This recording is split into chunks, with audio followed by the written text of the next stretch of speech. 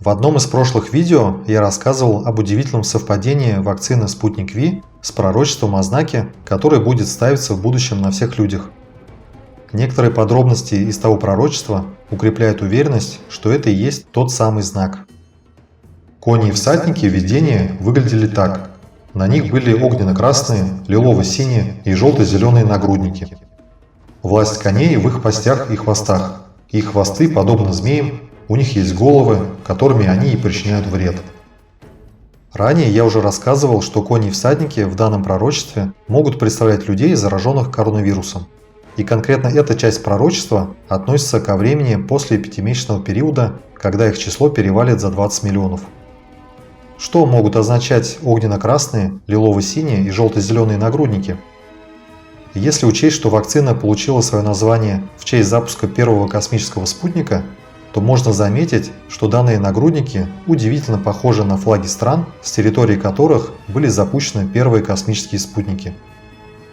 Далее в пророчестве говорится, что кони будут причинять вред людям через хвосты, подобные змеям, или, проще говоря, жалить людей и вводить яд внутрь тела человека.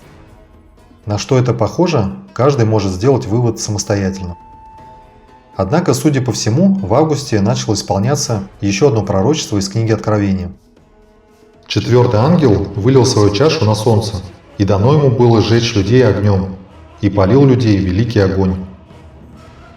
В середине августа 2020 года на западном побережье США сложилось уникальное сочетание погодных факторов: очередного температурного рекорда около 50 градусов по Цельсию и высокой влажности после прошедшего вдоль берегов Калифорнии с юга на север тропического шторма. Влажный воздух, поднимаясь от земли под воздействием жары и сильного ветра, столкнулся с гребнем высокого давления над штатом Невада и сформировал огромный грозовой фронт. Этот фронт разрядил в землю невероятное количество сухих молний, почти не сопровождавшихся дождем. Только за полчаса в воскресенье 16 августа в округе Сан-Франциско их было замечено около 200. В этот день в районе залива Сан-Франциско Национальная метеорологическая служба США зафиксировала больше 2500 грозовых разрядов. А всего за трое суток, как писала газета Лос-Анджелес Таймс, на севере Калифорнии зафиксировали больше 12 тысяч молний. Эти молнии спровоцировали как минимум 585 возгораний, многие из которых не удалось локализовать даже месяц спустя. Более того, эти очаги объединились в несколько беспрецедентных по размеру мегапожаров.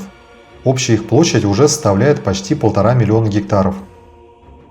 Небо над штатами западного побережья США, Калифорнией, Орегоном и Вашингтоном затянуло густым дымом от обширных лесных пожаров. В начале сентября жители Калифорнии проснулись в красный день, когда дым и зарево от пожаров достигли такой интенсивности, что небо окрасилось в темно-оранжевый цвет, который не способны адекватно передать камеры современных смартфонов. Это напоминает следующее пророчество, также связанное с четвертым ангелом. «Затрубил четвертый ангел, и были поражены треть солнца, треть луны и треть звезд, чтобы их третья часть потемнела, и день, а также ночь на треть лишились света». Помимо визуального потемнения солнца, которое наблюдали жители Калифорнии, это пророчество может указывать также на время его исполнения. Ежегодно 20 июня происходит летнее солнцестояние. В этот день наблюдается самый длинный световой день, а также самая короткая ночь в году. Далее, по мере приближения зимнего солнцестояния 21 декабря, световой день уменьшается, а ночь наоборот увеличивается. 1/3 этого шестимесячного периода составляет 2 месяца. Таким образом, в этом смысле Солнце темнеет ежегодно на треть в 20-х числах августа, что совпадает по времени с пожарами в США. Подводя итог, можно заметить, что за 9 месяцев 2020 года друг за другом произошли события, удивительно напоминающие действия 5, 6 и 4 ангелов, о чем я рассказывал в предыдущих видео. Из видимых проявлений остаются действия еще 3 ангелов, о которых говорится далее в Откровении. «И я увидел орла, летящего в поднебесье, и услышал, как он говорил громким голосом: «Горе, горе, горе живущим на земле от остальных трубных звуков 3 ангелов, которые вот-вот начнут трубить».